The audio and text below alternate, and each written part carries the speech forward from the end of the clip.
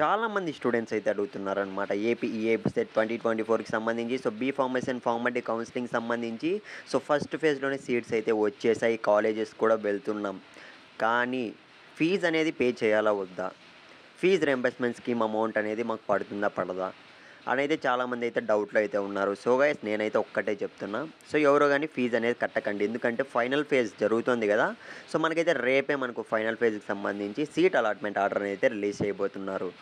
ఈ వీడియోలో నేను చెప్పాలనుకున్నది ఏమంటే ఫీజ్ అనేది ఎవరు పే చేయకండి. ఆల్రెడీ లాస్ట్ వీడియోలో నేను పెట్టింటే ఒక సబ్‌స్క్రైబర్ అయితే చెప్పారనమాట. అన్న నేనైతే ఆల్రెడీ ఫీజ్ అనేది పే చేసేసాను. ఎందుకు మీకు అంత తొందర నాకైతే అర్థం కావట్లేదు. ఫీజ్ రీయింబర్స్‌మెంట్ స్కీమ్‌కి సంబంధించి మనకు జాన్వరిలో అయితే అప్డేట్ అనేది అఫీషియల్‌గా రిలీజ్ అయితే చేయబోతున్నారు. 2025లో రిలీజ్ చేయాలని అయితే ప్లాన్ అయితే ఉంది ఆల్రెడీ కూడా ప్రభుత్వం నుంచి. కాబట్టి రిలీజ్ చేస్తారు. మీరైతే ఏమాత్రం టెన్షన్ పడకండి. వాళ్ళు అడుగుతున్నా గానీ, ప్రెషర్ పెడుతున్నా గానీ మీరు ఖచ్చితంగా ఫీజ్ అనేది పే చేయకండి. ఇంకో విషయం ఏమంటే రేపే మనకు ఫైనల్ ఫేజ్‌కి సంబంధించి సీట్ అలాట్‌మెంట్ ఆర్డర్‌ని అయితే రిలీజ్ చేయబోతున్నారు. గైస్ ఎవరికైతే నో సీట్ అలాటెడ్ అని అయితే వచ్చిందో ఫస్ట్ ఫేజ్‌లో ప్రతి ఒక్కరికి చెప్తున్నా మన ఛానల్ సబ్స్క్రైబ్ చేసుకొని పెట్టుకోండి. ఎందుకంటే ఇన్ కేస్ మీకు మాక్సిమం అందరికీ కూడా సెకండ్ ఫేజ్‌లో సీట్ రావాలని అయితే కోరుకుంటున్నారు. రాకపోతే మాత్రం ఫర్దర్ ఏం చేయాలి?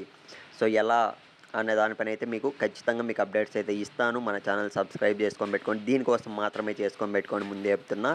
ఇంకో విషయం ఏమంటే ఫీజ్ అనేది పే చేయకండి. ఆల్రెడీ అటు చూసుకున్నట్లయితే ఎంపీసీ స్టూడెంట్స్ ఎవరైతే ఉన్నారో బీటెక్ స్టూడెంట్స్ వాళ్ళందరూ కూడా ఫీజ్ అనేది పే చేసేసి మాకు రిటర్న్ వస్తుందా? రీఫండ్ చేస్తారా లేదా? అన్ననైతే చాలామంది స్టూడెంట్స్ అయితే అడుగుతున్నారు. టెన్షన్‌లో అయితే ఉన్నారు. ఒక్కసారి మీరు ఫీజ్ పే చేశారంటే మళ్ళీ రీఫండ్ అయితే కాదు.